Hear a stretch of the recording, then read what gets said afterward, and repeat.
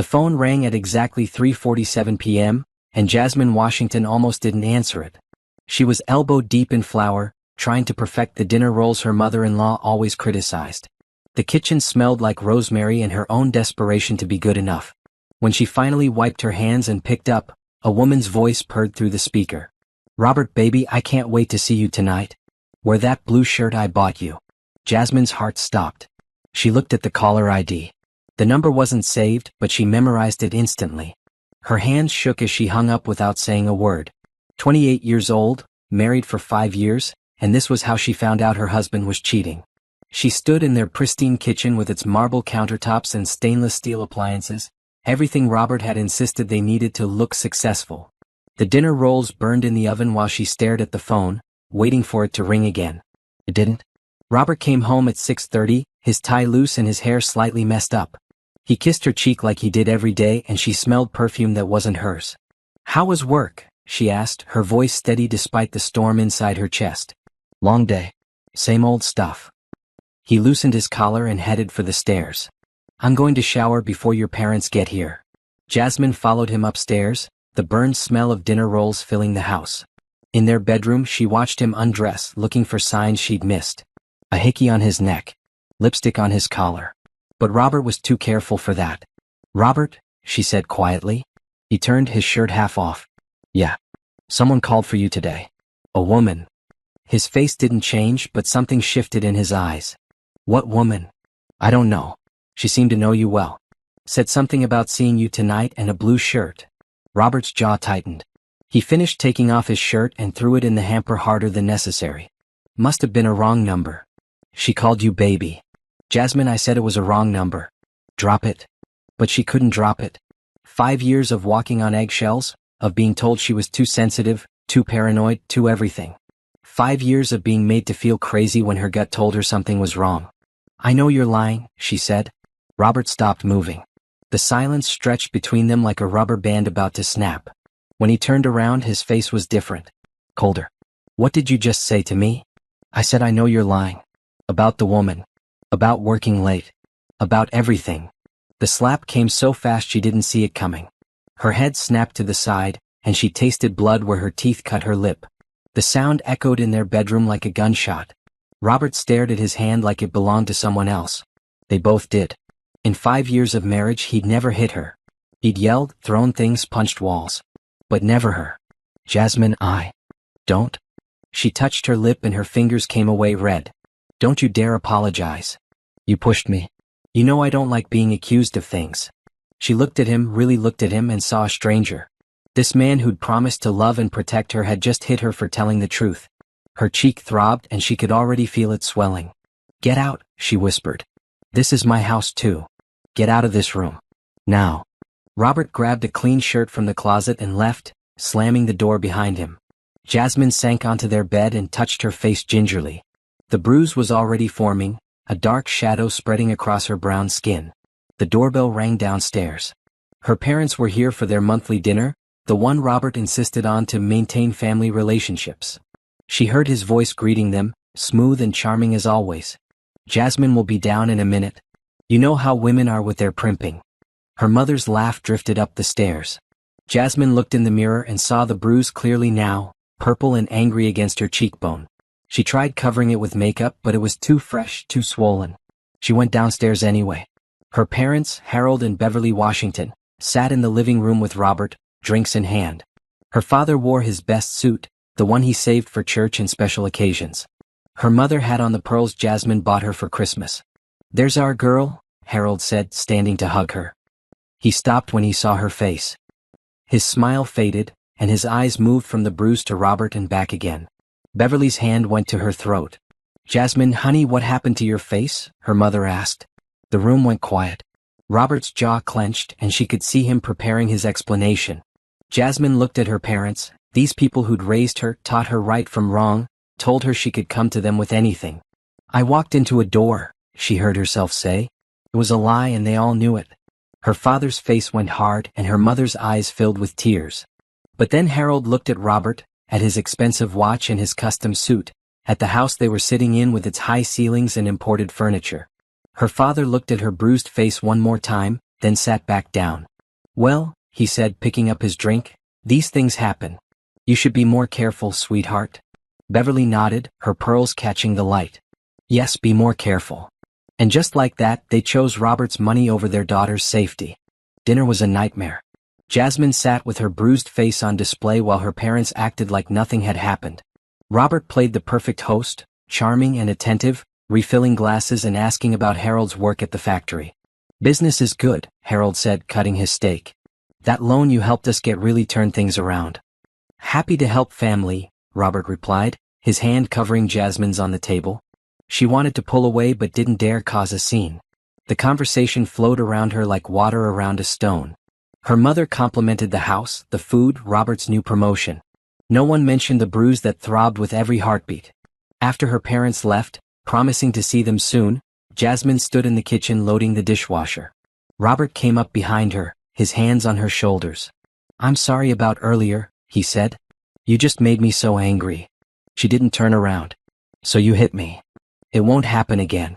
You know I love you. Do you? Because you're sleeping with someone else." His hands tightened on her shoulders. "We're not talking about this anymore." But they were. Because something had broken inside Jasmine when her parents saw her bruised face and chose to look away.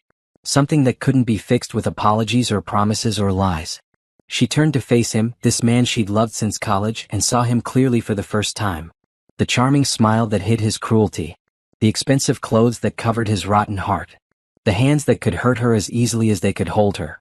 "You're right," she said quietly. "We're not talking about this anymore."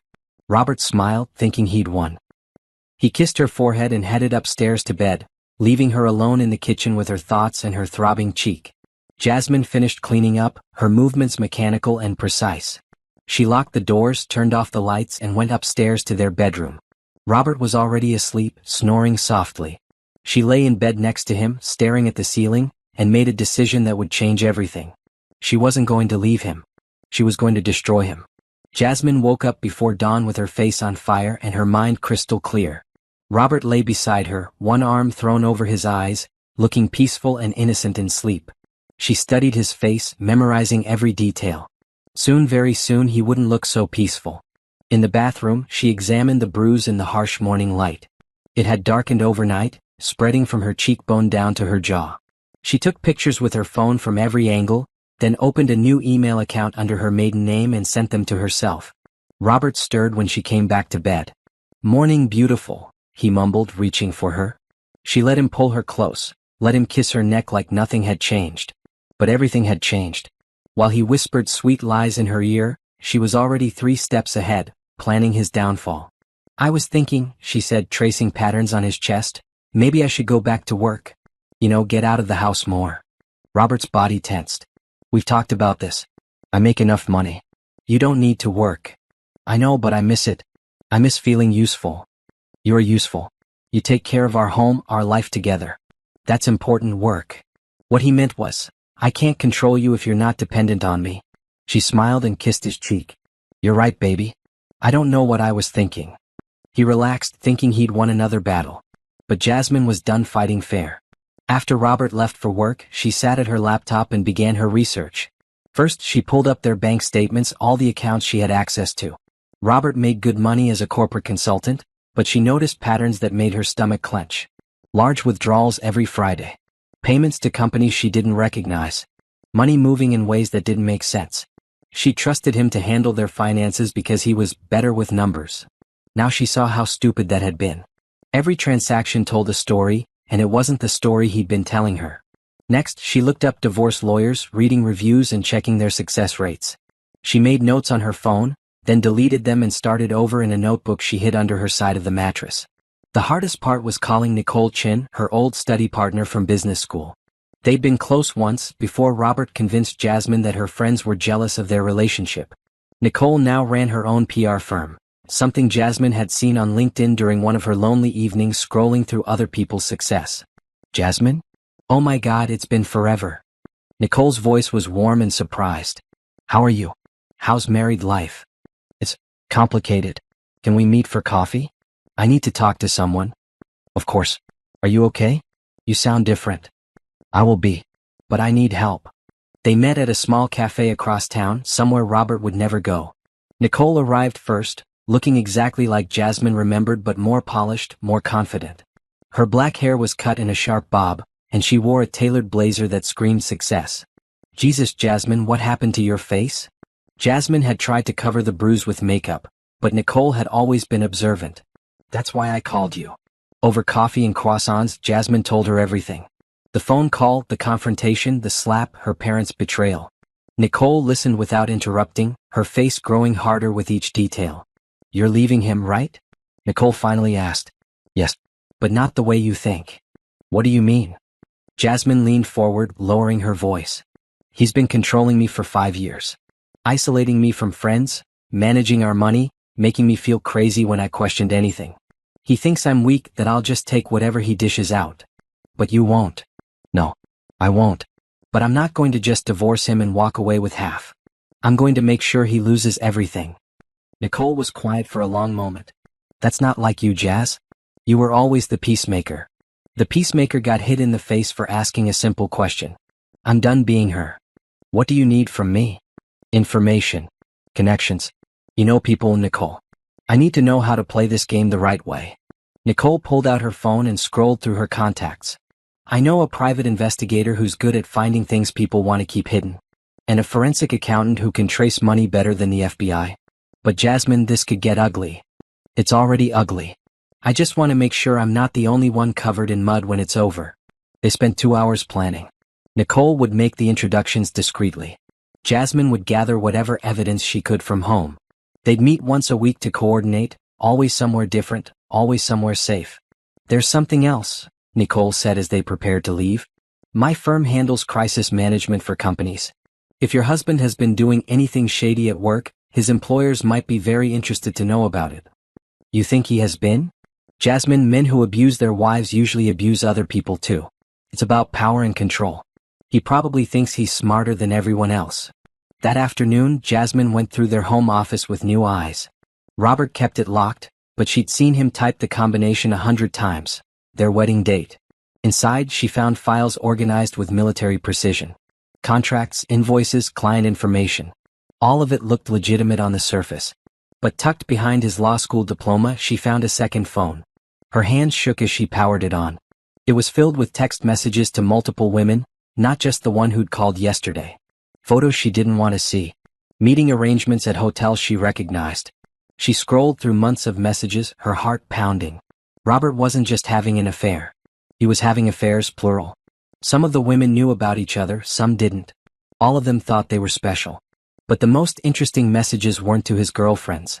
They were to someone named Tony about packages, and deliveries, and keeping things quiet. The amounts mentioned made her dizzy. Thousands of dollars moving back and forth like this was some kind of business. She took pictures of everything, then put the phone back exactly where she'd found it.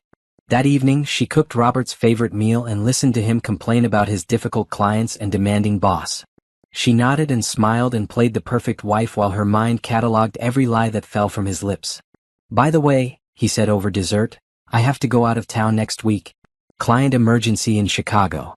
"How long will you be gone?" 3 days, maybe 4. "You'll be okay here by yourself, right? Maybe visit your parents?" After yesterday, her parents were the last people she wanted to see. But she nodded and promised to keep busy. Inside, she was already making plans for those 3 or 4 days. If Robert was going to Chicago, she was going to make the most of his absence. That night, as he slept beside her, Jasmine stared at the ceiling and thought about the woman she used to be. Trusting, gentle, willing to believe the best in people. That woman was gone, killed by a slap and her parents' silence. The woman taking her place was someone Robert had never met. Someone who could smile and lie and plan revenge with the same precision he'd used to isolate and control her. He'd created his own enemy and he didn't even know it yet. The private investigator Nicole recommended looked nothing like Jasmine expected. Maria Santos was a tiny woman in her 50s with gray streaked hair and kind eyes behind wire-rimmed glasses. She looked like someone's grandmother, not someone who could uncover buried secrets.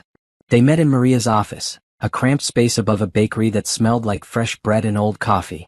The walls were covered with certificates and photos of Maria with various law enforcement officials. "Nicole tells me you need help with a cheating husband," Maria said, pouring coffee from a pot that had seen better days. It's more complicated than that. Jasmine showed her the photos of her bruised face and some of the text messages from Robert's hidden phone. Maria's grandmother demeanor vanished. Her eyes hardened and she leaned forward. How long has this been going on? The hitting? This was the first time. The rest of it I don't know. Years maybe. And you want to divorce him. I want to destroy him. Maria studied her for a long moment. That's not the same thing. Divorce is about ending a marriage. Destruction is about revenge. Which one do you really want? Jasmine thought about her parents' faces when they saw her bruise, how quickly they looked away. She thought about Robert's hand connecting with her cheek, the shock and pain and humiliation. She thought about 5 years of being made to feel small and stupid and worthless. Both, she said. Maria nodded. Then we need to be smart about this. Men like your husband, they don't just have one secret. They have systems. We find the system, we can bring down the whole thing. Over the next hour, Maria explained how it would work. Full surveillance when Robert was supposedly traveling. Financial investigation into all his accounts and business dealings. Background checks on his associates and girlfriends. Everything legal, everything admissible in court. This isn't cheap, Maria warned. And it takes time. Are you prepared for that? Jasmine thought about their joint savings account, the one Robert thought she never looked at. I'm prepared. Good. Because once we start this, there's no going back. Your husband will find out eventually that someone's been digging into his life. You need to be ready for his reaction. What do you mean? I mean, men who hit their wives once usually hit them again. Especially when they feel cornered. Do you have somewhere safe to go? Jasmine realized she didn't. Her parents had already chosen sides. Her friends were all Robert's friends now. Nicole was the only person in her corner and she barely knew the woman anymore. I'll figure it out, she said. No, you'll figure it out now. Before we start. I won't be responsible for getting you hurt. That afternoon, Jasmine drove across town to visit her old economics professor, Dr. Williams. She kept in touch with him sporadically over the years, sending Christmas cards and the occasional email. He'd always encouraged her to pursue her MBA, something Robert had talked her out of. Dr. Williams taught at the community college now, having retired from the university. His office was smaller than she remembered, but still cluttered with the same mixture of academic papers and personal mementos. Jasmine. What a wonderful surprise. He stood to hug her, then stopped when he saw her face. The bruise had faded but was still visible under her makeup. What happened? She told him a modified version of the truth. Marriage troubles, financial concerns, need for independence. Dr. Williams listened with the same attention he'd given her papers 10 years ago. You were one of my brightest students, he said finally. I always wondered why you never finished your degree. Life got in the way. Or someone convinced you it wasn't important. He leaned back in his chair. What do you need from me, Jasmine? Advice. Maybe a reference if I decide to go back to school or look for work. I just need to know I have options. You always have options. That's the first thing you need to remember. He pulled out a business card and wrote something on the back. This is my nephew, Samuel. He's an architect, just started his own firm. He needs someone to help with the business side, bookkeeping, client relations, that sort of thing. Interested? Jasmine looked at the card. Samuel Turner, Turner Design Associates. The address was in the Arts District downtown, nowhere Robert would ever think to look for her. It's part-time to start, Dr. Williams continued. Flexible hours. You could build up your own client base while you help him build his. Why are you helping me? Because I remember the young woman who wrote a brilliant paper on economic indicators in domestic markets. And because I can see someone's been trying to make you forget her.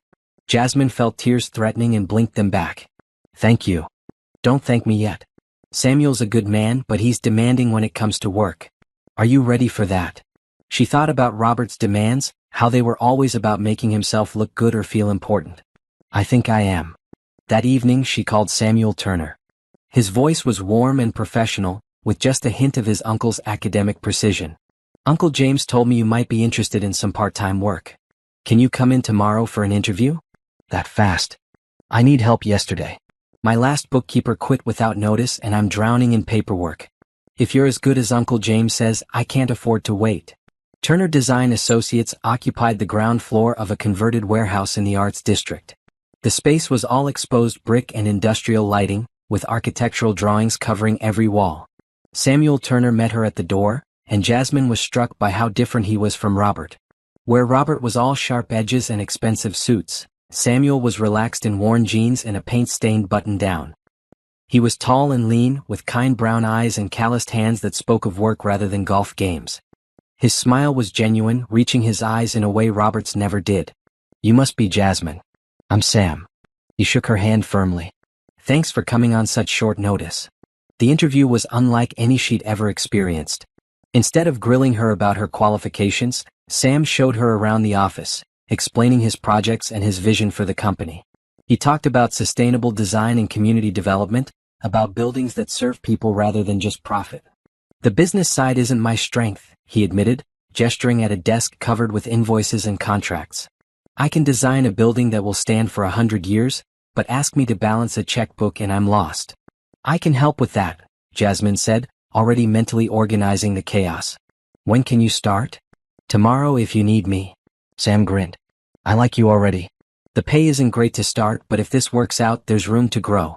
I'm planning to bid on some big projects next year."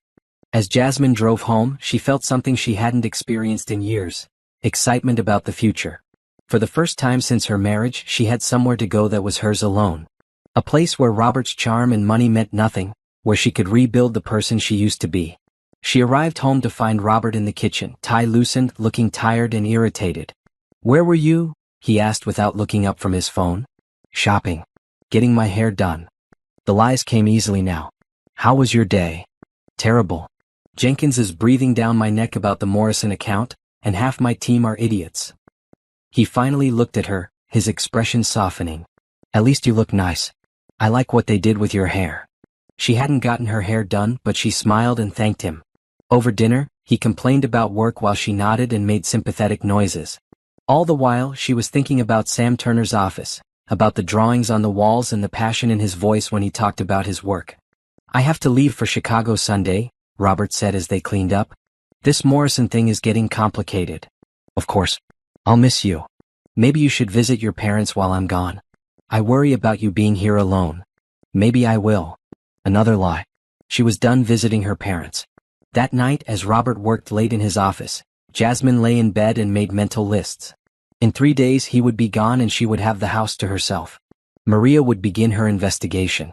Sam would expect her to start organizing his office. Nicole would continue building their network of allies. The pieces were falling into place. Robert thought he was in control, thought she was the same scared woman he'd hit 3 weeks ago. He had no idea that he'd awakened something in her that had been sleeping too long. Soon, very soon, he would find out just how wrong he was. Robert left for Chicago on Sunday morning, kissing Jasmine goodbye like the perfect husband he pretended to be. She waved from the doorway as his car disappeared down their tree-lined street, then locked the door and smiled for the first time in weeks. 3 days. She had 3 days to search their house properly, to find whatever secrets Robert had been hiding. Maria had given her a list of things to look for: financial documents, correspondence, anything that seemed out of place or deliberately hidden. She started with his office, working systematically through every drawer and file. Most of it was exactly what it appeared to be: client files, contracts, business correspondence.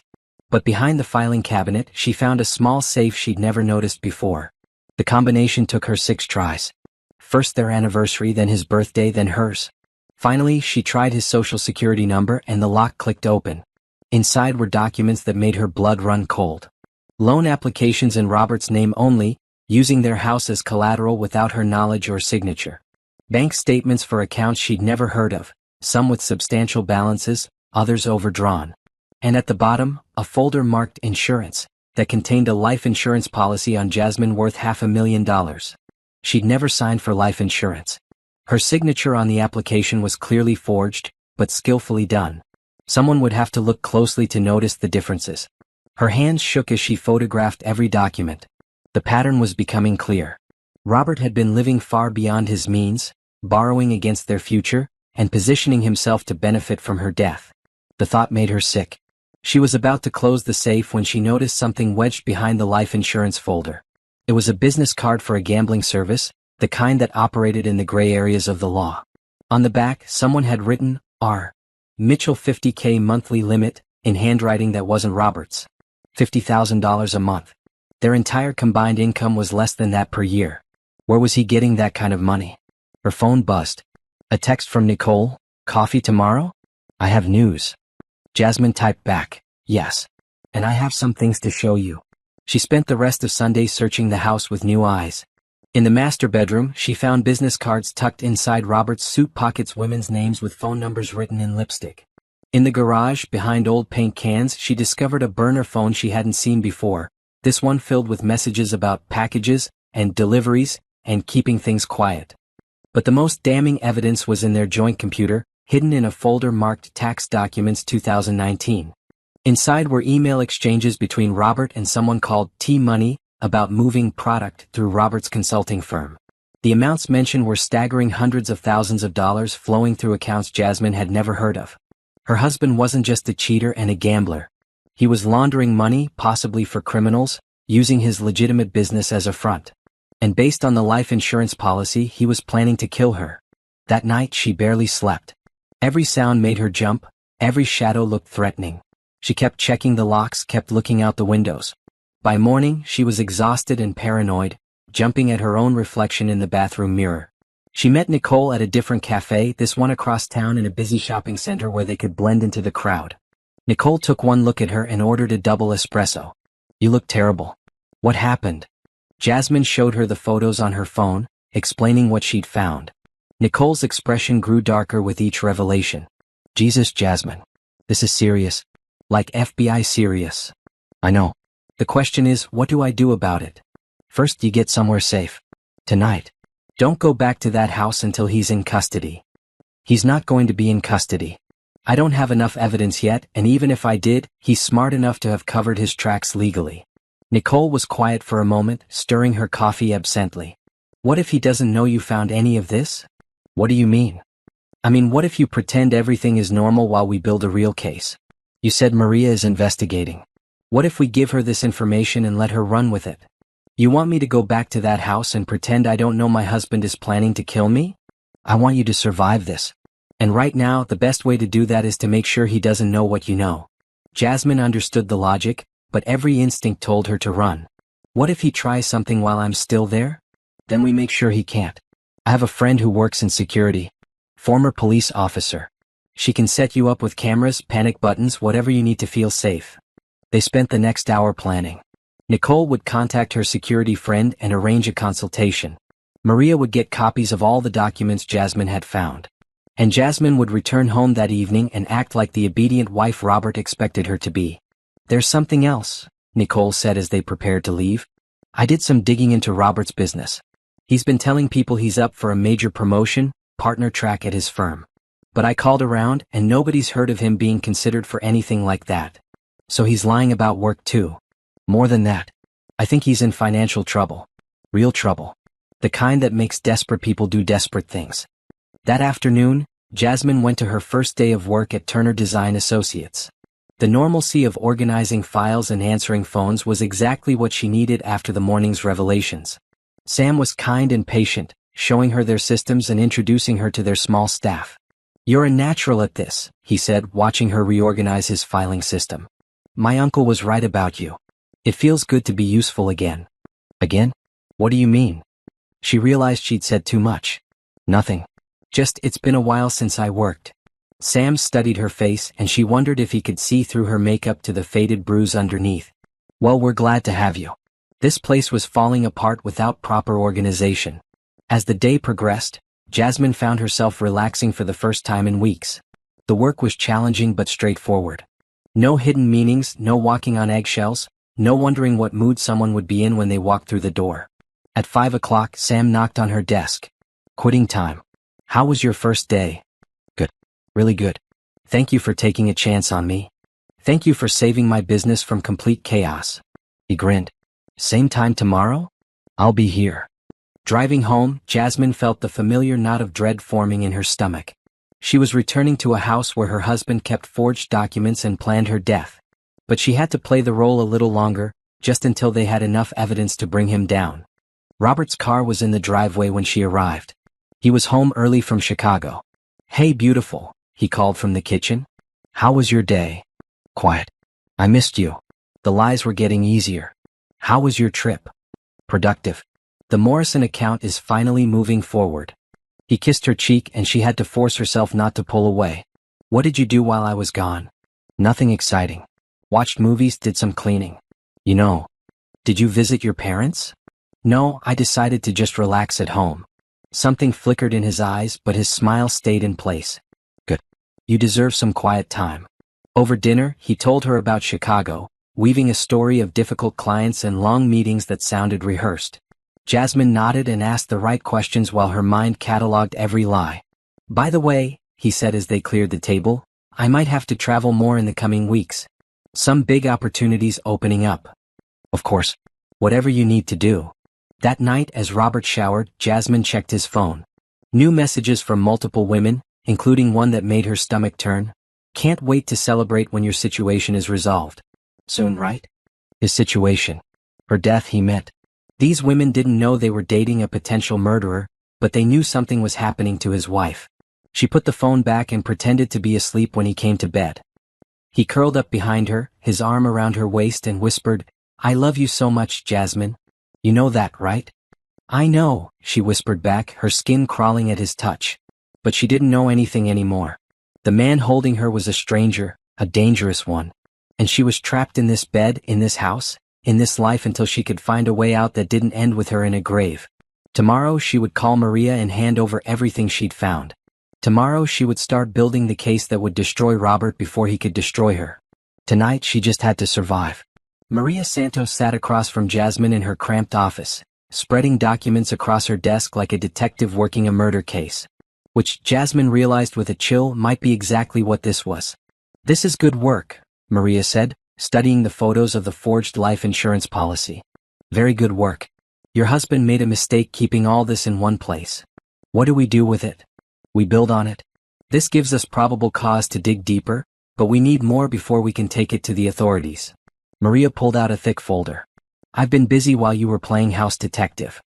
The folder contained surveillance photos that made Jasmine's stomach clench. Robert with different women at restaurants, hotels, in the back seats of cars. Financial records showing money flowing through accounts faster than water through a broken dam. And most damning of all, photos of Robert meeting with men who looked like they'd stepped out of a crime movie. Who are they? Jasmine asked, pointing to a particularly menacing-looking man with gold teeth and expensive clothes. Anthony Tony Marconi. He runs book for some very unpleasant people.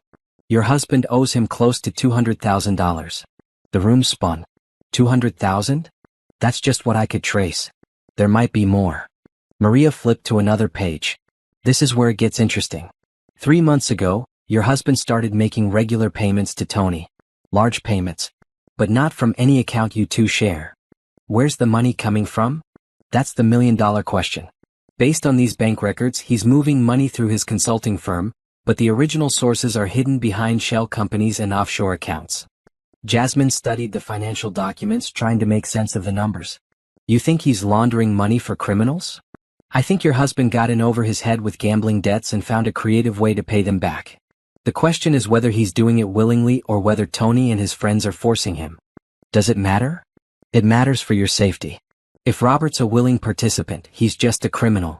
If he's being coerced, he's a desperate criminal. Desperate people do stupid things. Like take out life insurance policies on their wives, Jasmine thought. There's more, Maria continued. I followed him yesterday when he said he was going to work. He went to 3 different banks, 2 money transfer services, and ended up at a warehouse in the industrial district.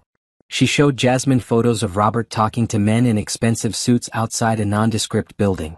Even in the grainy surveillance pictures, he looked nervous, constantly checking his watch and looking over his shoulder. I couldn't get close enough to hear what they were saying, but body language tells a story. Robert's scared of these people. Good, Jasmine said, surprising herself with the venom in her voice. Maria studied her carefully. Jasmine, I need to ask you something and I need you to be honest. Are you sure you want to take this all the way? Because once we start making moves, your husband will figure out what's happening. And scared people with criminal connections do unpredictable things. Jasmine thought about the forged insurance policy, about Robert's hands around her waist in bed, about her parents' silence when they saw her bruised face. I'm sure. Then we need to get you protected. Real protection, not just door locks and good intentions. That afternoon, Jasmine met Nicole's security expert, a compact black woman named Detective Lisa Parker who'd retired from the police force to start her own protection service. They met at a coffee shop near Turner Design, where Jasmine felt safe surrounded by the bustle of normal people living normal lives. Nicole filled me in on your situation, Lisa said without preamble. You're in real danger. Your husband has the means, motive, and opportunity to hurt you, and he's connected to people who could make you disappear without a trace. What do you recommend? Ideally, you disappear first. New identity, new city, new life. But Nicole says you want to fight this out. I do. Then we make it as hard as possible for him to hurt you. Panic buttons, cameras, regular check-ins. And an exit strategy for when things go sideways. They spent an hour going over security measures. Hidden cameras throughout the house, panic buttons that would alert both police and Lisa's service, GPS tracking on Jasmine's phone and car. It would cost a fortune, but Jasmine had access to their joint accounts, and she figured Robert owed her that much. One more thing, Lisa said as they prepared to leave. Do you have somewhere safe to go if you need to run? Family, friends, somewhere he wouldn't think to look? Jasmine started to mention her parents, then stopped. They'd already chosen Robert's money over her safety. I'm working on it. Work faster. When this blows up, you'll need to move fast.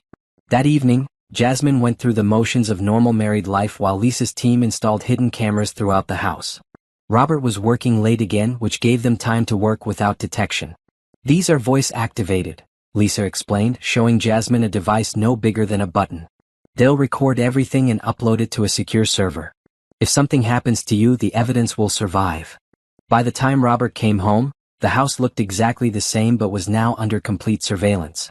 He kissed Jasmine hello and complained about his difficult day while cameras recorded every word. How was your day, honey? He asked over dinner. Quiet. I'm thinking about volunteering somewhere just to get out of the house more. His fork paused halfway to his mouth. Volunteering where? I don't know yet. Maybe the library or the community center. Something to keep me busy. I don't think that's a good idea. You know how you get around strangers. Remember what happened at the Morrisons' party? You were so awkward. There had been nothing awkward about her behavior at the Morrisons' party. She'd been charming and social, which had bothered Robert because it meant she wasn't depending on him for conversation. You're right, she said. I should probably just focus on taking care of our home. Exactly. That's what you're good at. Later that night, as Robert slept beside her, Jasmine lay awake thinking about the cameras recording everything. Tomorrow she would go to work at Turner Design, where she could be herself for 8 hours. She would organize files and answer phones and feel useful in a way that had nothing to do with making Robert look good. The thought of Sam Turner's kind eyes and genuine smile made her feel something she hadn't experienced in years. Hope. Not romantic hope, she was far from ready for that, but hope that there were still good people in the world. People who didn't lie or manipulate or plan to hurt the ones they claimed to love. Her phone buzzed softly.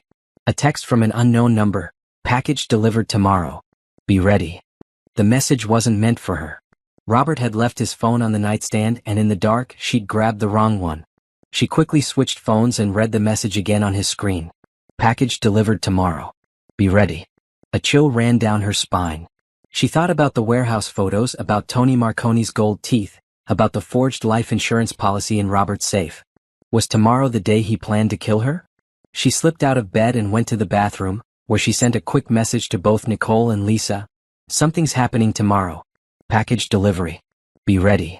Back in bed, she forced her breathing to stay steady while Robert slept peacefully beside her. He looked so innocent in sleep, like the man she'd fallen in love with 10 years ago. But that man had never existed. He'd been a carefully constructed lie, designed to trap her in exactly this situation. Tomorrow she would find out what kind of package was being delivered, and whether she would live to see another day. The cameras would record everything. If Robert killed her, at least the evidence would survive. It wasn't much comfort, but it was something. Jasmine woke up before dawn with her heart racing and her mouth dry. Robert was still asleep, his arm thrown possessively across her waist. The mysterious text about a package delivery had kept her awake most of the night, running through worst-case scenarios. She slipped out of bed carefully and went to the kitchen to make coffee. Through the window, she could see their quiet suburban street beginning to wake up.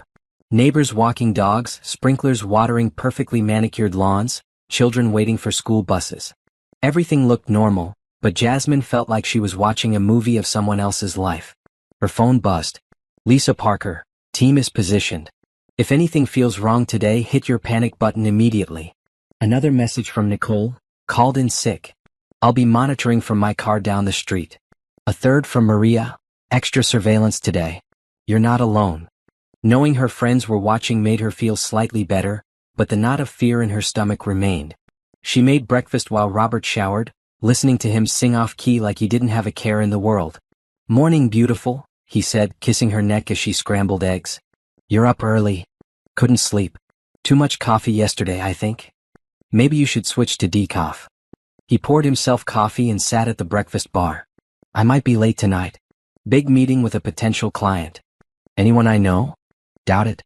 Industrial development company from out of state. Very boring stuff." Jasmine nodded and set his plate in front of him. Through the kitchen window, she spotted Nicole's car parked across the street. The sight of her friend made her feel braver. "I was thinking," she said carefully, "maybe I should get a job.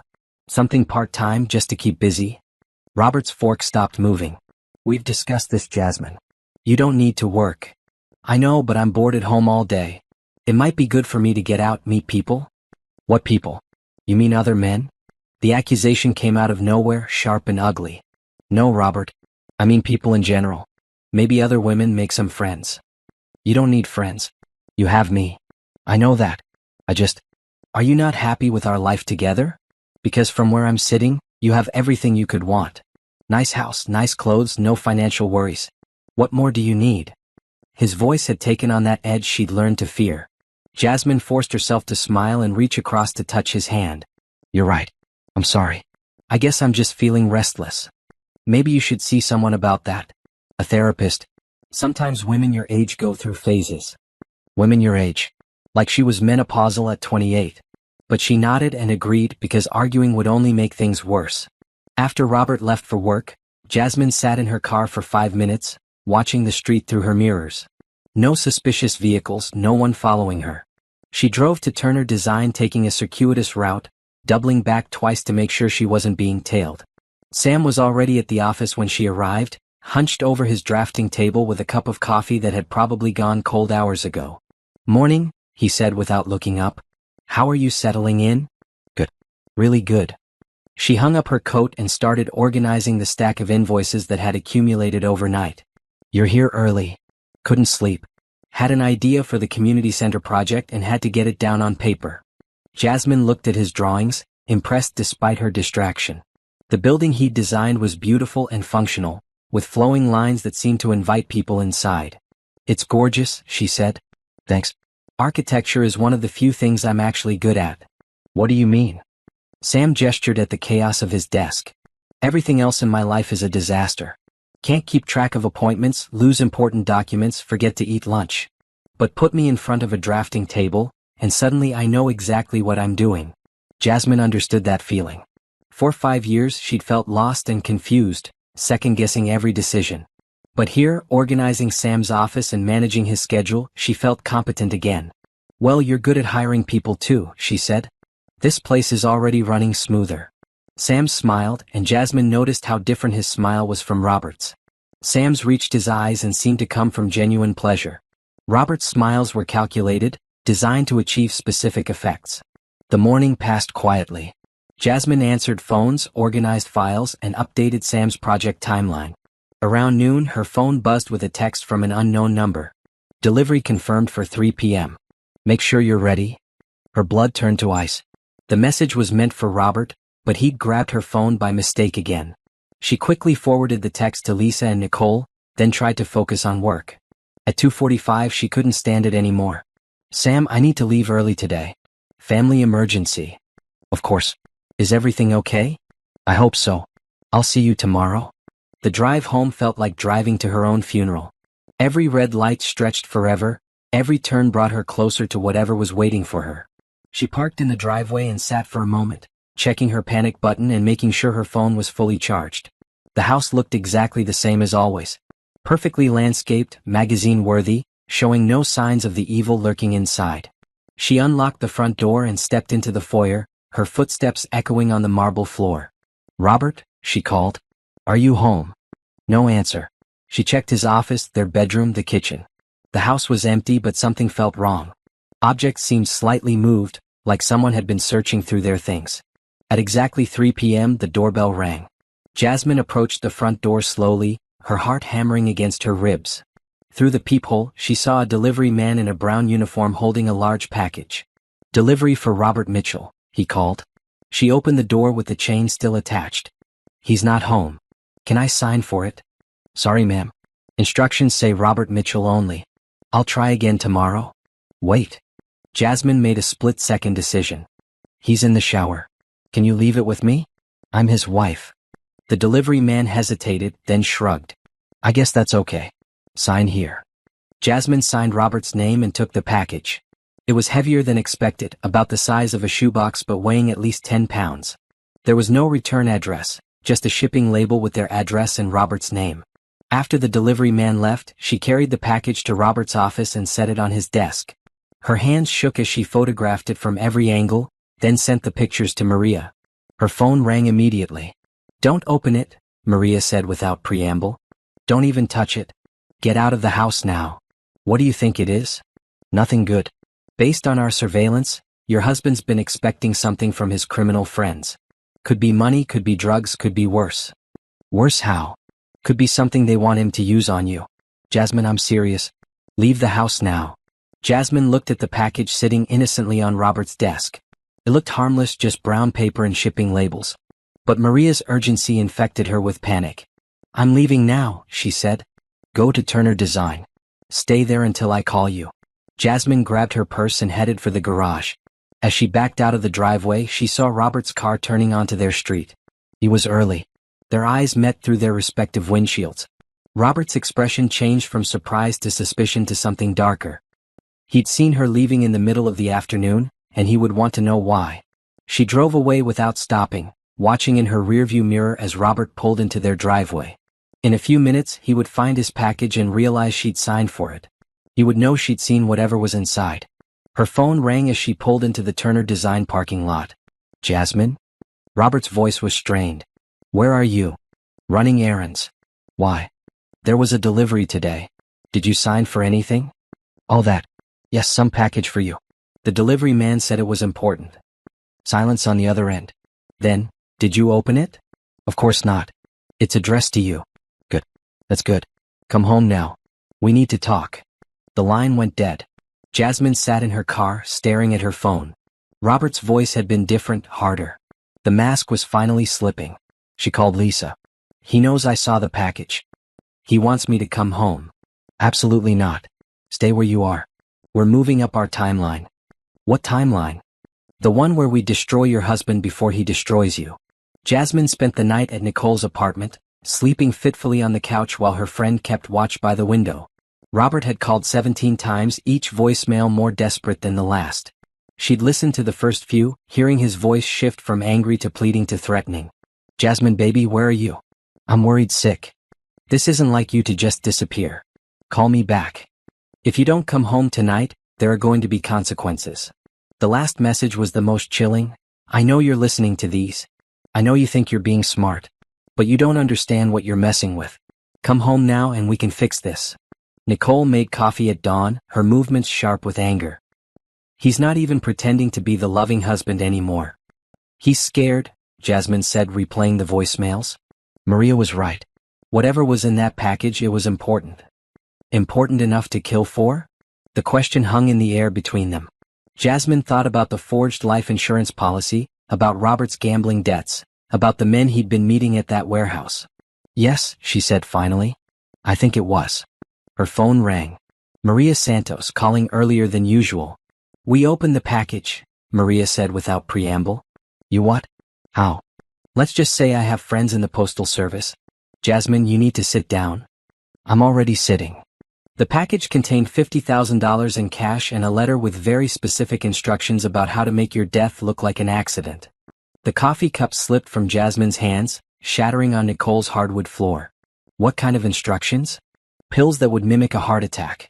Specific dosages, timing, how to dispose of the evidence. Your husband's criminal friends weren't just giving him money, they were giving him a murder kit. Nicole knelt beside Jasmine, holding her steady as the room spun. "Are you sure?" "I'm photographing everything as we speak. This is enough to put your husband away for attempted murder, plus whatever charges the FBI wants to add for money laundering." "The FBI?" "I called them this morning. They've been watching Tony Marconi for months. waiting for a chance to get close to his operation. Your husband just gave it to them. Jasmine tried to process what she was hearing. Robert hadn't just been planning to kill her, he'd been working with professional criminals who provided him with the tools to do it. What happens now? She asked. Now we set a trap. Your husband is desperate, which makes him sloppy. We're going to use that against him. An hour later, they met at Maria's office. The private investigator had spread the contents of Robert's package across her desk like evidence in a courtroom. The cash was bundled in neat stacks, and the letter was typed on plain paper with no identifying marks. But the instructions were detailed and horrifying. How much of each pill to crush into Jasmine's food. How long the drugs would take to work. How to call 911 with just the right amount of panic in his voice when he found her collapsed.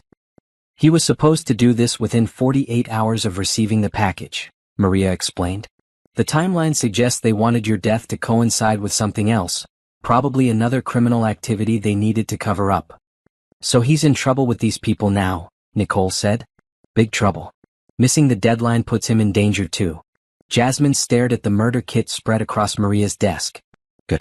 I want him to be scared. Scared people make mistakes. We're going to encourage him to make a big one.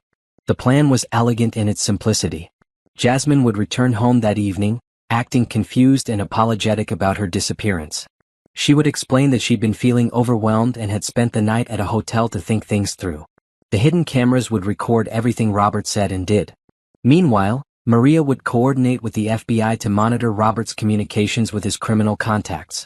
If he tried to explain why he'd missed his deadline, they would have him on tape discussing murder for hire. It's dangerous, Maria warned.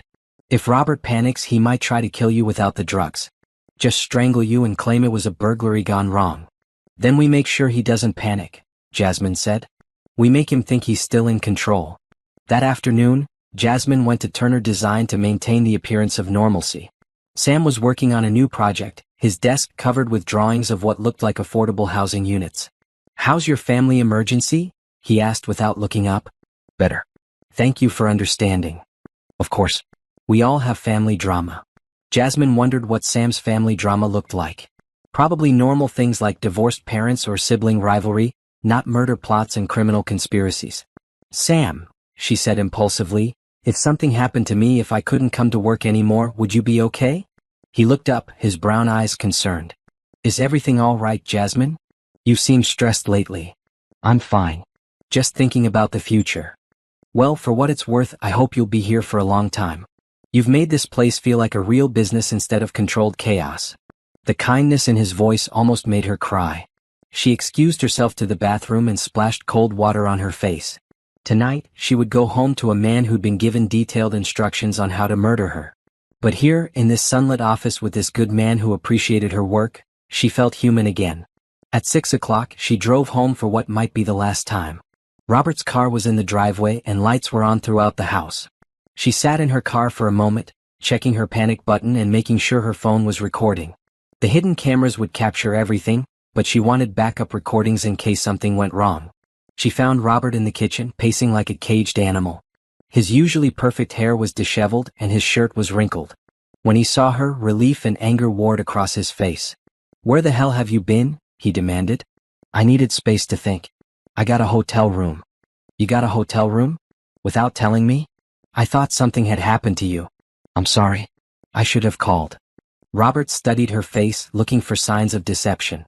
Why did you need space to think? About us. About our marriage. About whether I'm happy. It was the perfect thing to say. Robert's anger shifted to concern, the kind of calculated concern he'd always used to manipulate her. Honey, talk to me. What's wrong? I don't know. Everything feels different lately. Like we're strangers living in the same house. Robert moved closer, his hands reaching for her shoulders. We're not strangers. We're husband and wife.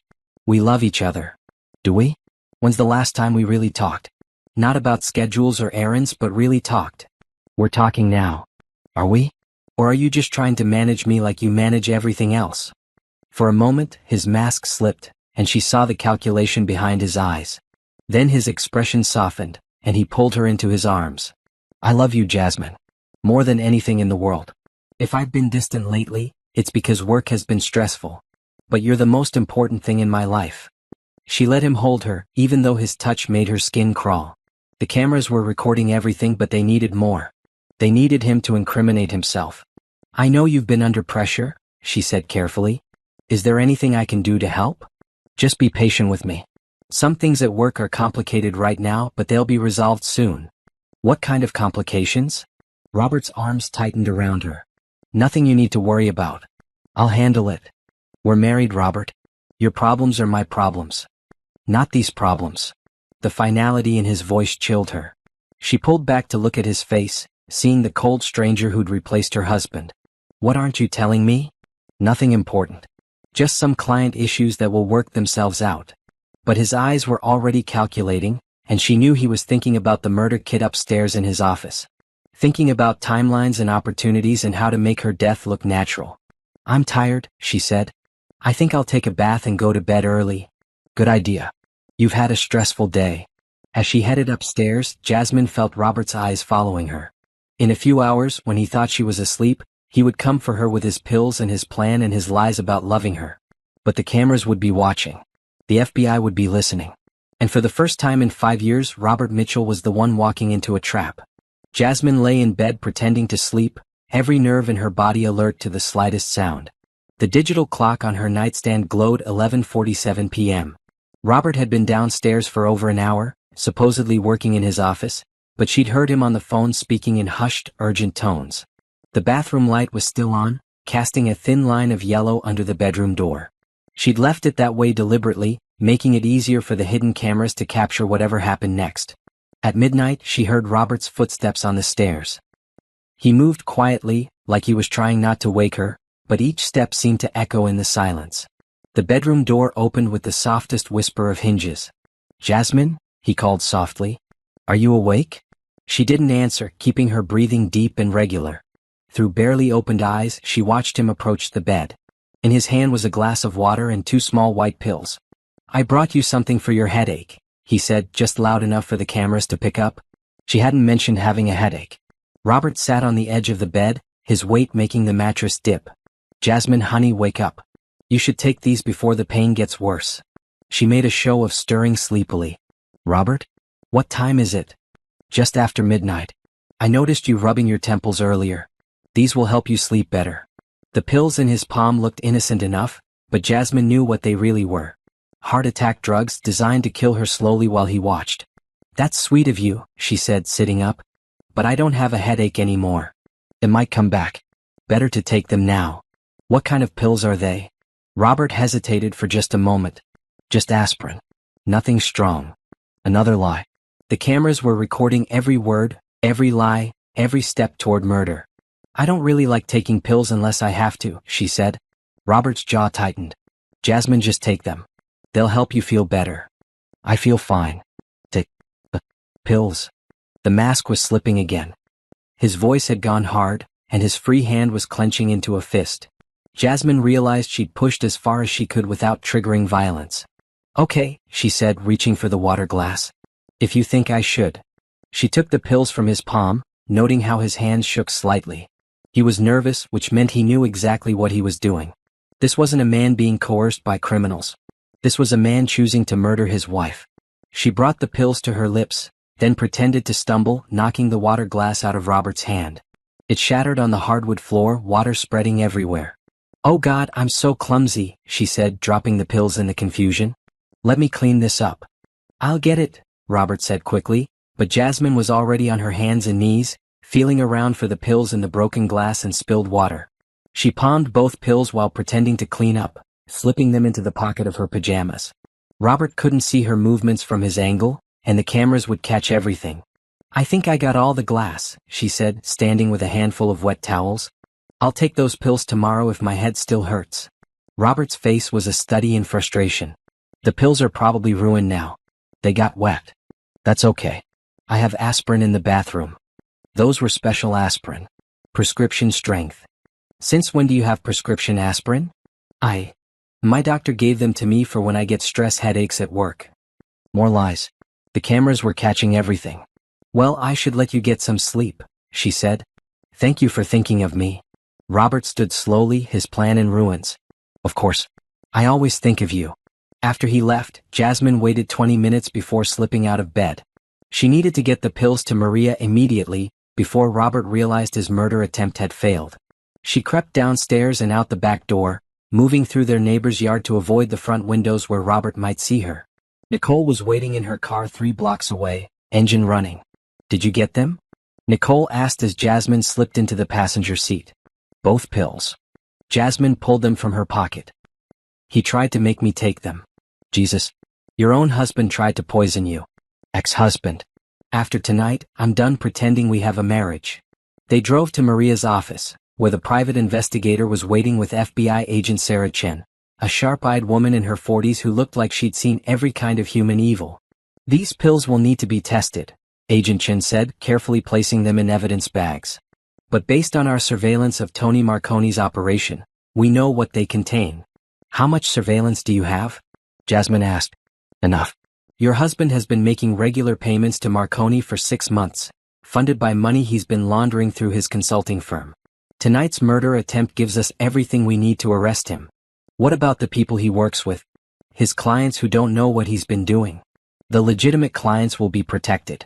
But Robert's been using his firm as a front for money laundering, which means his business partners are either involved or willfully ignorant. Either way, they're going down with him." Jasmine felt a savage satisfaction at the thought of Robert's carefully constructed life crumbling around him. "When will you arrest him?" "Tomorrow morning. We want to give him time to contact his criminal associates, maybe try to explain why he failed to complete his assignment.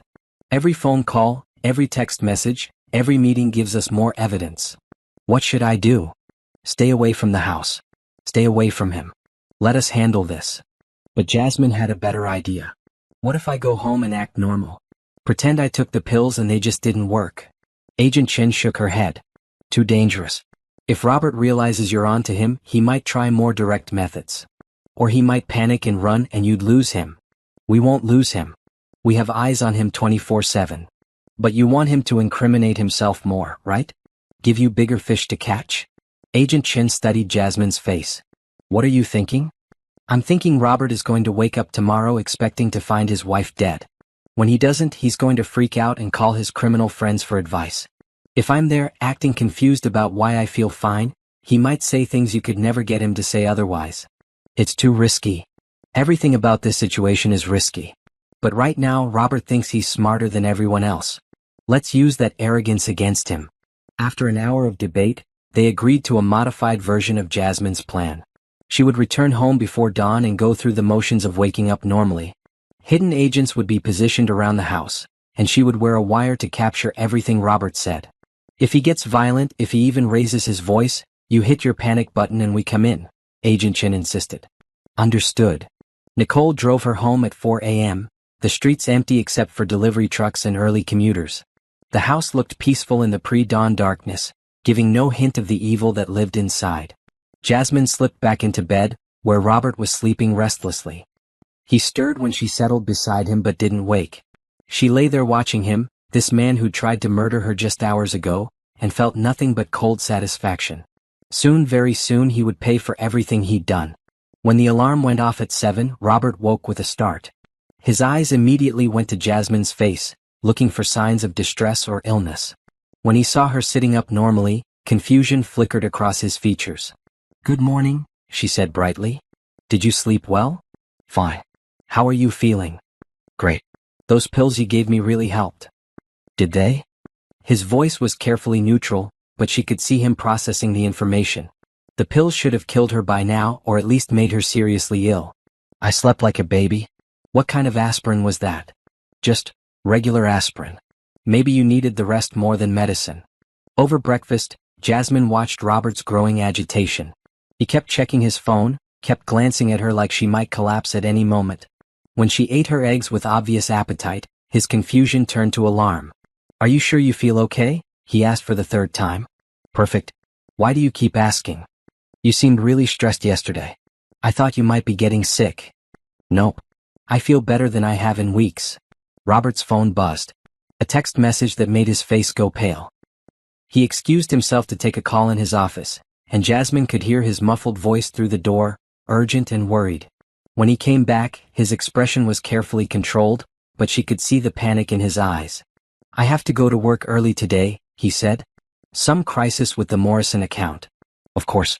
I'll probably run some errands, maybe do some shopping. No. The word came out sharp and fast. I mean, maybe you should stay home today. Rest up. I feel fine, Robert. Still. It's better if you stay home. He was trying to keep her isolated, probably while he figured out what had gone wrong with his murder plan. But his behavior was so obviously controlling that even the wire she wore picked up the tension in his voice. After Robert left, Jasmine waited exactly 10 minutes before calling Nicole. He's panicking, she reported. Something in that text message spooked him badly. Good. Let him panic. Agent Chin says they intercepted communications between Robert and Tony Marconi this morning. Apparently, Robert was supposed to confirm your death by 6 a.m. What happens when he can't? Tony gets suspicious and starts asking uncomfortable questions. Questions Robert can't answer without admitting he failed to murder his wife. So he's caught between the FBI and the criminals. Exactly where we want him. At noon, Robert came home unexpectedly. He found Jasmine in the kitchen making lunch, humming softly to herself. The sight of her alive and healthy seemed to physically pain him. How are you feeling? He asked. Wonderful. I was thinking of going for a walk later. It's such a beautiful day. I don't think that's a good idea. Why not? Because. He struggled for a reason. Because there have been some break-ins in the neighborhood. It's not safe. Really? I haven't heard about any break-ins. Well, they happened. So you should stay inside today. His phone rang and Jasmine could see Tony Marconi's name on the caller ID. Robert's face went white. I have to take this, he said, stepping outside onto the patio. Through the sliding glass door, she could see him pacing frantically, his free hand running through his hair as he talked. Whatever Tony was saying, it wasn't making Robert happy. When he came back inside, his entire demeanor had changed. Gone was the controlling husband. In his place was a desperate man who knew his time was running out. Jasmine, he said slowly, is there anything you want to tell me about last night? What do you mean? Did you actually take those pills I gave you? The moment of truth. She said yes, he might try to give her more. She said no, he might explode into violence. Either way, the wire would catch his reaction. Of course I took them. You saw me. But you're not sick. Should I be sick? Robert, what kind of pills were those really? His face crumpled, and for a moment she almost felt sorry for him. Almost. I think I'm in trouble, Jasmine. Real trouble. What kind of trouble? The kind where people get hurt if they don't do what they're supposed to do. What were you supposed to do? Robert looked at her with tears in his eyes, and she realized he was about to confess everything. The wire would capture every word, every admission of guilt. I was supposed to make sure you didn't wake up this morning. There it was. Full confession to attempted murder, recorded and admissible in court. What do you mean? She asked, though they both knew she understood perfectly. Those pills weren't aspirin, Jasmine. They were supposed to stop your heart. And when they didn't work, when you woke up fine this morning, I became a dead man walking. Who wanted me dead, Robert? People who don't take no for an answer. People who own me because I owe them money I can't pay back. How much money? 200,000. Maybe more. Where did you get that kind of debt? Gambling. Started small, just sports betting, then poker games, then things got out of control. These people, they offered to help me pay off my debts if I did favors for them. What kind of favors? Moving money through my business. Hiding transactions. Making their dirty money look clean. And killing your wife? Robert broke down completely, sobbing like a child. They said if I didn't do it, they'd kill both of us. But they'd make it hurt first. I thought if it was quick, if you didn't suffer. Jasmine stared at this pathetic man who'd planned her murder and was now crying because his plan had failed. Any love she'd ever felt for him died in that moment, replaced by cold contempt. You tried to kill me to save yourself. I tried to save us both. No, Robert. You tried to save yourself. And now you've lost everything. The sound of cars pulling into their driveway made them both look toward the front windows. Through the sheer curtains, Jasmine could see black SUVs and unmarked sedans surrounding their house. FBI. Open the door. Robert's face went gray. What did you do? I survived, Jasmine said simply. The front door burst open and agents flooded into their house. Agent Chin led the way, her weapon drawn but pointed at the floor. Robert Mitchell, you're under arrest for attempted murder, money laundering, and conspiracy to commit murder. As they handcuffed him, Robert looked at Jasmine with betrayal in his eyes. You set me up. No, she said. You set yourself up. I just made sure you got caught. You recorded everything. Every word. Every lie. Every confession. As they led him away, Robert tried one last manipulation. I love you, Jasmine. Whatever else happens, remember that I love you. But Jasmine was done being manipulated by his lies. No, Robert. You never loved me. You loved controlling me. There's a difference. The door closed behind him, and for the first time in 5 years, Jasmine was truly alone in her house. The silence should have been frightening, but instead it felt like freedom. Her phone rang. Nicole calling to check on her. It's over, Jasmine said. How do you feel? Like I can breathe again. The story of Robert Mitchell's arrest made the local news within hours. Respected consultant charged in murder for hire plot ran as the headline, accompanied by his professional headshot and footage of him being led away in handcuffs. Jasmine watched the coverage from Nicole's apartment, where she'd been staying since the FBI raid.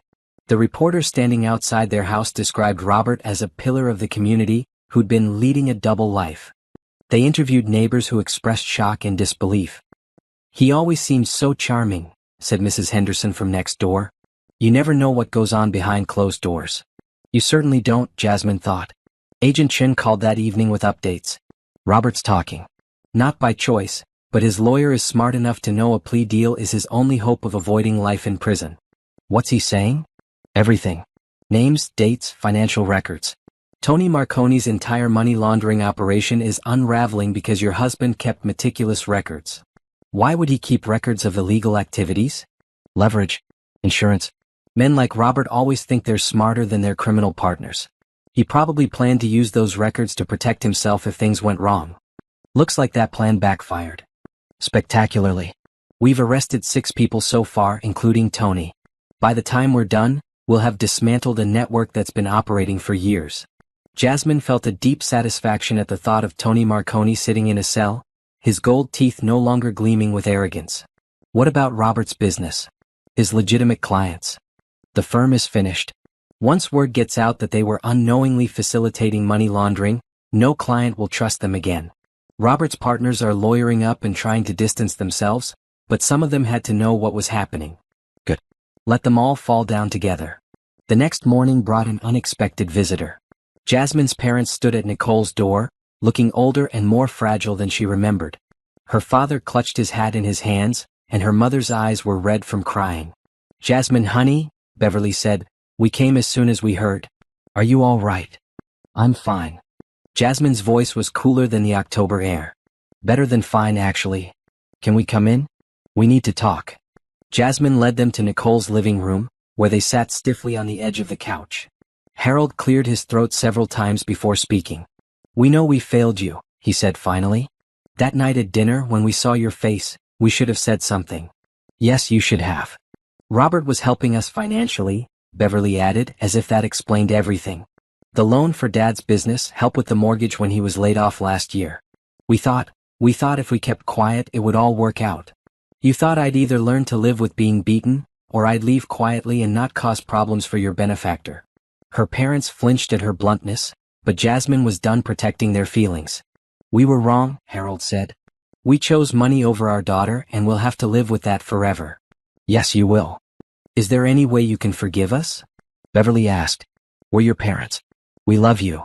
Jasmine looked at these people who'd raised her, taught her right from wrong, promised to always be there for her. When she'd needed them most, they'd looked away because it was financially convenient. I don't know, she said honestly. Maybe someday. But right now, I can't even look at you without remembering how alone I felt that night. Her parents left without argument, understanding they had no right to demand forgiveness. Jasmine watched their car disappear down the street and felt a complicated mixture of sadness and relief. She was truly on her own now, but maybe that was exactly what she needed. The weeks that followed brought a parade of revelations. Robert's affair partners came forward, each with their own story of manipulation and lies. The woman who'd called that first day turned out to be his business partner's wife, who'd been convinced Robert was leaving Jasmine for her. He told me you were mentally unstable, she sobbed to the local news reporter.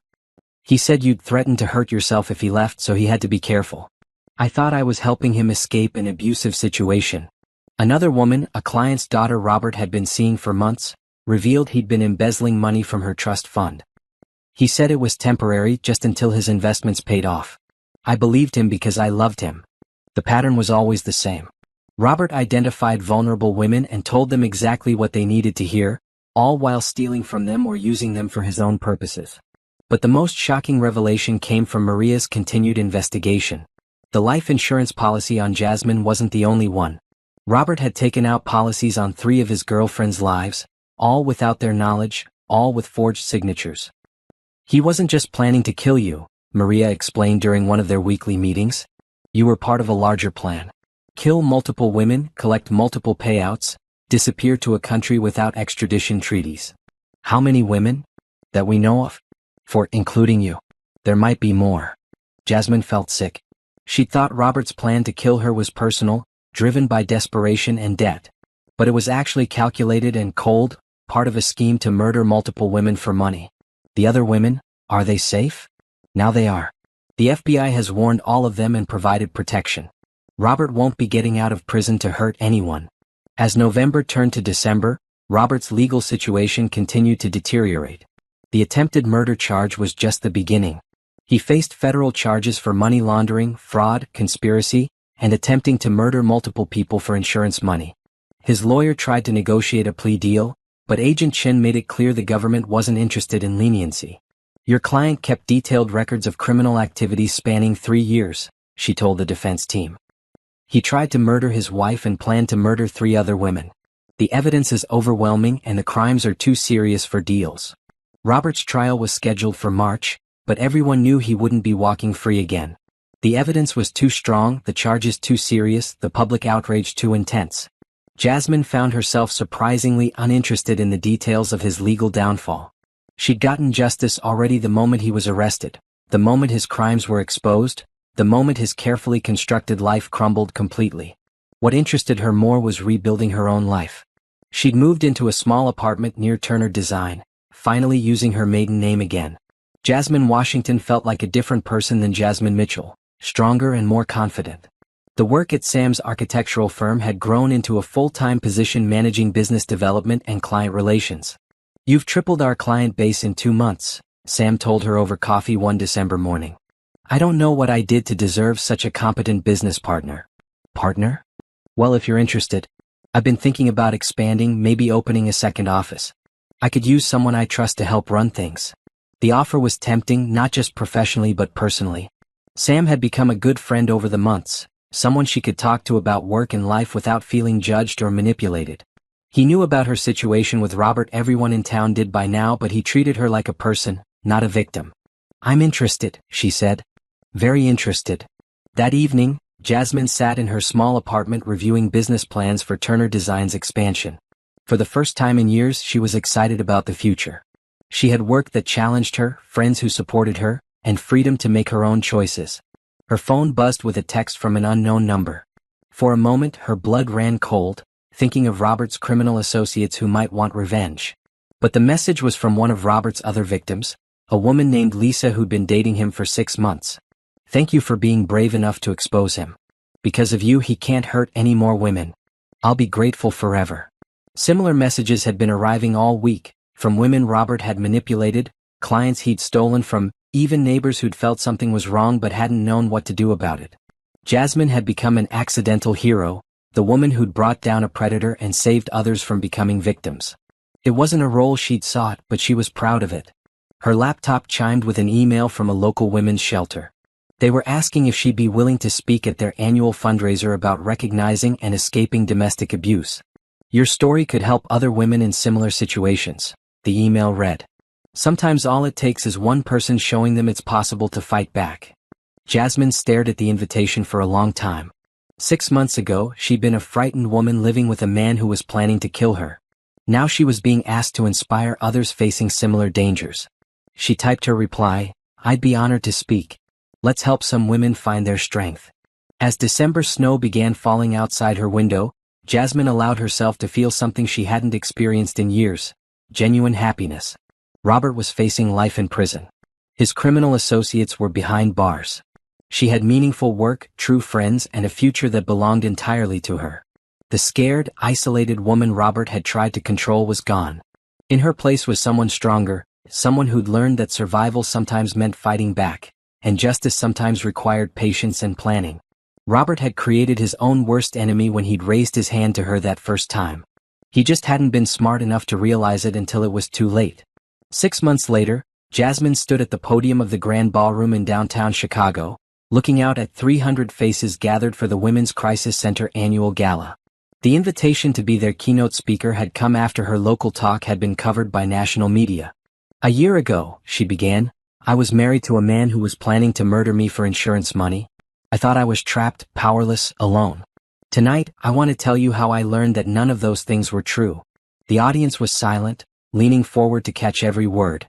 In the front row sat Nicole, Maria Santos and Agent Chin, all of whom had become lifelong friends. Sam Turner sat in the third row, his kind eyes encouraging her as they always did. Jasmine told her story simply and directly. The phone call that changed everything. The bruise her parents ignored. The evidence she'd gathered methodically, building a case that destroyed her husband's life before he could destroy hers. "The most important thing I learned," she said, "is that surviving abuse isn't about being perfect or fearless. It's about being smart and patient and surrounding yourself with people who believe you deserve better." The applause was thunderous. During the reception afterward, dozens of women approached her with their own stories of escape and survival. Some were still in the early stages of planning their exit from dangerous relationships. Others had been free for years but wanted to thank her for speaking openly about the experience. "You made me realize I wasn't crazy," said a young woman with healing bruises on her wrists. "My husband always says I'm too sensitive, too paranoid. But you felt the same way, didn't you?" "Every single day," Jasmine confirmed. "Trust your instincts. They're trying to tell you something important." As the evening wound down, Sam approached with 2 glasses of champagne. "Congratulations," he said. "That was powerful. Thank you for coming. I know it's not exactly a fun Saturday night." "Actually, it was. I'm proud to know you, Jasmine Washington." There was again her maiden name, spoken with respect and warmth. She'd legally changed back to Washington as soon as Robert's conviction was final, erasing the last connection to the man who tried to erase her. "How's the new office coming along?" she asked, steering the conversation to safer ground. "Ahead of schedule, thanks to your project management. We should be ready to open the Seattle branch next month." Turner Design Associates had grown rapidly, fueled by Jasmine's business development skills and Sam's reputation for sustainable, community-focused architecture. They'd won several major contracts, including an affordable housing project that would provide homes for domestic violence survivors. "I still can't believe how much everything has changed," Jasmine said. "You changed it. You took control of your life and built something better." As they talked, Jasmine reflected on how different this conversation was from any she'd had with Robert. Sam listened without trying to manage or correct her. He asked questions because he was genuinely interested, not because he was looking for ammunition to use against her later. When he'd asked her to dinner 3 months ago, she'd panicked and said no. The idea of trusting another man, of being vulnerable again, had terrified her. But Sam had been patient, understanding that healing took time. "I have something to tell you," she said impulsively. "What's that?" "If you asked me to dinner again, I might say yes this time." Sam's face lit up with genuine joy. "Jasmine Washington, would you like to have dinner with me next Friday?" "Yes," she said, and felt a flutter of excitement instead of fear. "I would like that very much." The drive back to her apartment took her past the courthouse where Robert's trial had concluded 3 months earlier. He'd been sentenced to life in prison without possibility of parole, and his criminal associates had received similarly harsh sentences. The judge had called it one of the most calculated and cold-blooded murder plots she'd ever seen. Jasmine had attended every day of the trial, watching as prosecutors laid out the evidence she'd helped gather. Robert had looked smaller in his orange jumpsuit, diminished without his expensive suits and manipulative charm. When the verdict was read, he'd looked directly at her with pure hatred in his eyes. She'd felt nothing in return. No satisfaction, no anger, no fear. Just emptiness where her feelings for him used to be. He was no longer capable of hurting her, and that was all that mattered. Her apartment was quiet when she arrived home, but it was a peaceful quiet rather than a lonely one. She decorated it simply but warmly with plants and books and artwork from local artists. Every item was something she'd chosen herself, without worrying about what anyone else would think. On her desk sat the business plan for her newest project, a consulting firm that would help domestic violence survivors rebuild their financial independence. She'd saved enough money from her work with Turner Design to start small, offering services to women who needed help with everything from opening bank accounts to building credit scores. Financial Independence for Life would launch next year, with backing from several women's organizations and a law firm that specialized in domestic violence cases. The goal was to give abuse survivors the economic tools they needed to stay free from their abusers. Her phone rang as she reviewed the business plan. Nicole, calling from San Francisco where she'd moved her PR firm's headquarters. How was the speech? Nicole asked. Good. Really good. I think it helped some people. I'm sure it did. You've become quite the advocate. It feels right. Like this is what I'm supposed to be doing with my life. Speaking of life, how are things with Sam? Jasmine found herself smiling. We have a dinner date next Friday. Finally. I was starting to think you were going to make that poor man wait forever. I needed to be sure I was ready. I needed to know I was choosing him because I wanted to, not because I was afraid of being alone. And now you know? Now I know. I'm not the same person who married Robert, Nicole. I'm stronger, smarter, more confident. If Sam and I don't work out, I'll be fine. But I think we might work out very well. After they hung up, Jasmine made herself a cup of tea and sat on her small balcony, looking out at the city lights. Somewhere out there, Robert was sitting in a prison cell, probably still trying to figure out how his perfect plan had gone so wrong. He'd underestimated her completely. He'd seen a quiet, obedient wife and assumed she would always be a victim. He'd never imagined that the woman he was trying to destroy would turn into the architect of his downfall. But Jasmine had learned something important about herself during those terrible months of planning and waiting and gathering evidence. She was capable of things she'd never imagined. Courage she didn't know she possessed. Strength that surprised even her. The scared young woman who'd answered that first phone call was gone, replaced by someone who could stare down criminals and testify in court and start her own business and maybe, just maybe, learn to trust and love again. As she sipped her tea, Jasmine thought about the women she'd spoken to that evening. Some of them were still trapped, still afraid, still convinced they had no options. But seeds had been planted. Conversations would happen. Plans would be made.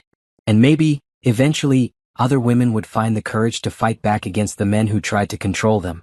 Maybe they would discover, as Jasmine had, that survival was just the beginning. That justice was possible. That life after abuse could be better than life before it. Her phone buzzed with a text from Sam. Thank you for a wonderful evening. Looking forward to Friday. She typed back, me too. And for the first time in years, Jasmine Washington was genuinely excited about what tomorrow might bring. The future stretched out before her, full of possibilities and free from fear. Robert had tried to end her story, but instead he'd given it a new beginning. And this time she was writing it herself.